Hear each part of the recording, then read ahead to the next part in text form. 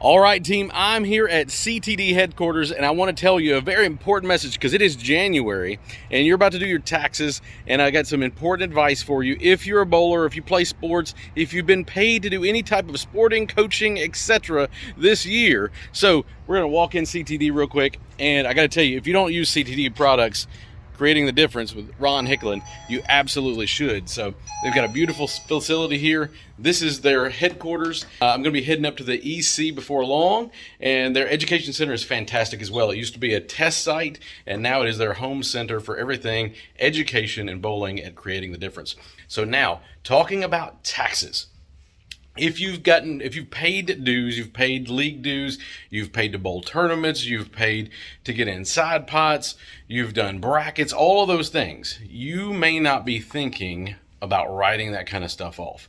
But here's the deal. If you've made money in bowling, and I don't mean thousands of dollars, but if you've gotten paid even a couple $100, you need to be talking to your tax professional on your Schedule C. Now, you may not know what a Schedule C is, and that is okay, but that's why you need to ask your tax professional, because you can write off your mileage to and from bowling, even league. You can write off the money you spent at pro shops, at CTD, on your jerseys, for your bowling balls, etc. All of those things you can write off. You can write off your cell phone for part of that. You can write off the meals while you were out for those. So again, your average bowler that's bowling, let's say 2 nights a week, what are you going to spend? You're going to spend probably somewhere in the neighborhood of $100 to $150 every single week if you factor in your bowling balls, your bowling products, your mileage, all of those things. So you could have a $5, $6, $7, $10, $12,000 write-off.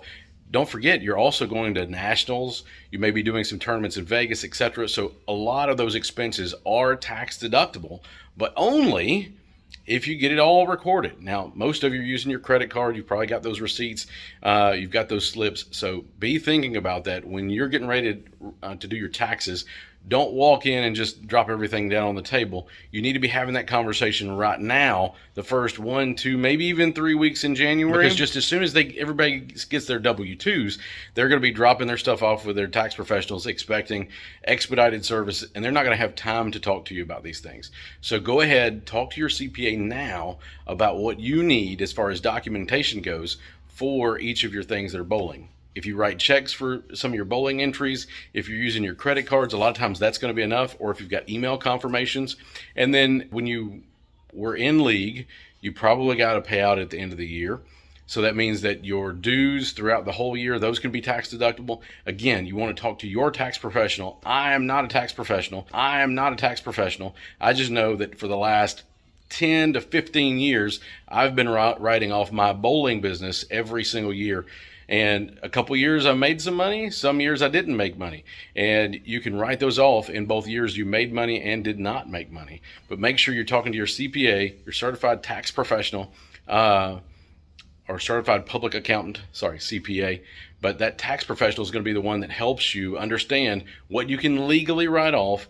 And you're not evading taxes or anything like that. You are not obligated to pay more taxes than is actually due. You are not obligated to pay more taxes than is actually due. But sometimes you have to think about things a little bit differently. And a lot of times bowlers, or if you're in any kind of sports where you actually get paid for the league, and you might even be able to write off esports. So something in the neighborhood of fantasy football and that type of things, if you have expenses associated with those. That, I don't really know, that might be a gray area, but it's absolutely worth talking to your tax professional and finding out. So I'll leave you with that. Again, check out CTD, and as always, I got a bag full of hammers. I love hammer bowling, and I want you to take your family bowling. If you're already a bowler, great. Keep bowling. Let's have an awesome 2023. Team, thanks again for checking out this video. Please be sure to consult with your CPA regarding your specific tax situation. This is not intended to be tax advice, yet it is intended to inspire you to ask your CPA questions that could lead to a winning tax strategy